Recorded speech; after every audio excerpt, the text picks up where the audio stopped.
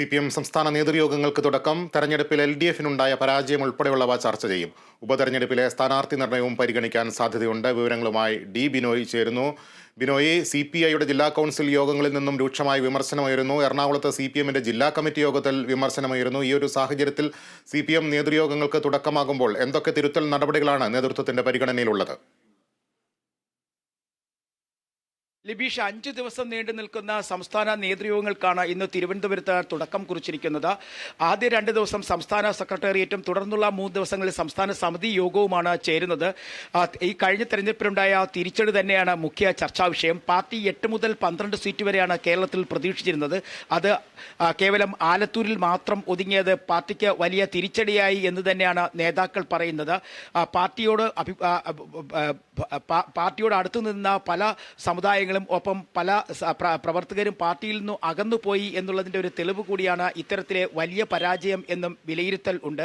എന്തായാലും ഈ പരാജയം ഇഴകീറി പരിശോധിക്കാൻ തന്നെയാണ് പാർട്ടിയുടെ തീരുമാനം. ആദ്യ 2 ദിവസങ്ങളിൽ നടക്കുന്ന സംസ്ഥാന സെക്രട്ടേറിയറ്റ് യോഗത്തിൽ പ്രകാശ് കാരാട്ട് ഉൾപ്പെടെയുള്ള കേന്ദ്ര നേതാക്കൾ പങ്കെടുക്കുന്നുണ്ട്. പാർട്ടിയിലുണ്ടായ പരാജയത്തെക്കുറിച്ചുള്ള വിലയിരുത്തൽ ഈ യോഗത്തിലുണ്ടാവും. അതിനുശേഷമായിരിക്കും 20-ാം തീയതിക്ക് ശേഷം കേന്ദ്ര കമ്മിറ്റി യോഗങ്ങൾ ചേരുക. എന്തായാലും നിലവിലെ സാഹചര്യത്തിൽ പാർട്ടിയിൽ ഒരു തിരുത്തൽ ആവശ്യമാണ് എന്ന് തന്നെയാണ് നേതാക്കളും പറയുന്നത്. അത്തരത്തിലൊരു തിരുത്തൽ വേണമെങ്കിൽ താഴെ തട്ടു മുതലുള്ള ഒരു പരിശോധന പാർട്ടിക്ക് നിലവിലെ സാഹചര്യത്തിൽ ആവശ്യമാണ്. കൃത്യമായി പറയുകയാണെങ്കിൽ ബ്രാഞ്ച് തലം മുതൽ സംസ്ഥാന സമിതി വരെ പാർട്ടി ഒരു വലിയ തരത്തിലുള്ള പരിശോധന നടത്തണം. അത് ഒപ്പം തന്നെ കഴിഞ്ഞ തെരഞ്ഞെടുപ്പിൽ ഈ കനത്ത പരാജയത്തിന് പിന്നിൽ ഏതെങ്കിലും തരത്തിലുള്ള വിഭാഗീയതയോ അല്ലെങ്കിൽ ചേരിതിരിഞ്ഞുള്ള പ്രവർത്തനങ്ങളോ നടന്നിട്ടുണ്ടെങ്കിൽ അത് കൃത്യമായി കണ്ടെത്തി അത്തരം വിഭാഗീയതയ്ക്ക് നേതൃത്വം നൽകിയവർക്കെതിരെ കനത്ത നടപടി സ്വീകരിക്കണം. ഇത്തരം കാര്യങ്ങളൊക്കെ തന്നെ പാർട്ടി ചർച്ച ചെയ്യുന്നുണ്ട്. ഇന്ന് തുടങ്ങിയ സംസ്ഥാന സെക്രട്ടേറിയറ്റിൽ എടുക്കുന്ന തീരുമാനങ്ങളും ഒപ്പം നടപടിക്രമങ്ങളും അടുത്ത 18-ാം തീയതി തുടങ്ങുന്ന സംസ്ഥാന സമിതി യോഗത്തിൽ റിപ്പോർട്ട് ചെയ്യും. സംസ്ഥാന സമിതി യോഗത്തിലാണ് കാര്യമായ ചർച്ചകളിലേക്ക് എത്തുക. 14 ജില്ലാ കമ്മിറ്റിയിൽ നിന്നുള്ള ജില്ലാ സെക്രട്ടറിമാരും 20 പാർലമെന്റ് മണ്ഡലങ്ങളുടെയും ചുമതലയുണ്ടായിരുന്ന പാർലമെന്റ് സെക്രട്ടറിമാരും എല്ലാം തന്നെ ആ സംസ്ഥാന സമിതി യോഗത്തിൽ പങ്കെടുക്കുന്നുണ്ട്.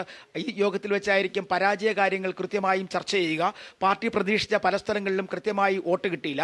പലപ്പോഴും പാർട്ടിക്ക് മേൽക്കൈയുണ്ടായിരുന്ന പാർട്ടി പ്രവർത്തകർ കൂടുതലുണ്ടായിരുന്ന സ്ഥലങ്ങളിൽ നിന്നും പാർട്ടിക്ക് കിട്ടേണ്ട വോട്ടുകൾ ലഭ്യമായില്ല.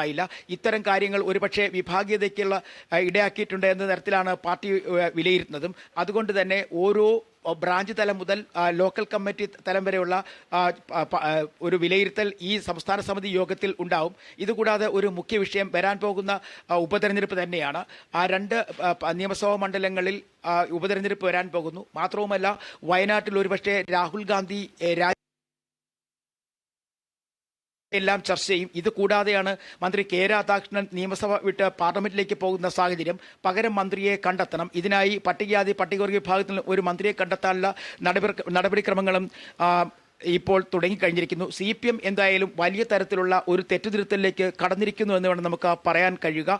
അതുകൊണ്ട് തന്നെയാണ് കേന്ദ്ര കമ്മിറ്റി നേതാക്കൾ ഉൾപ്പെടെയുള്ളവർ ഇന്ന് തുടങ്ങിയ നേതൃയോഗത്തിൽ പങ്കെടുക്കുന്നത്. 5 ദിവസത്തെ നേതൃയോഗങ്ങളിലും കേന്ദ്ര കമ്മിറ്റി അംഗങ്ങൾ ഉണ്ടാകും.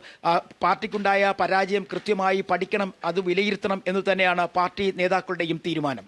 ലിബീഷ്. ശരി ബിനോയ്.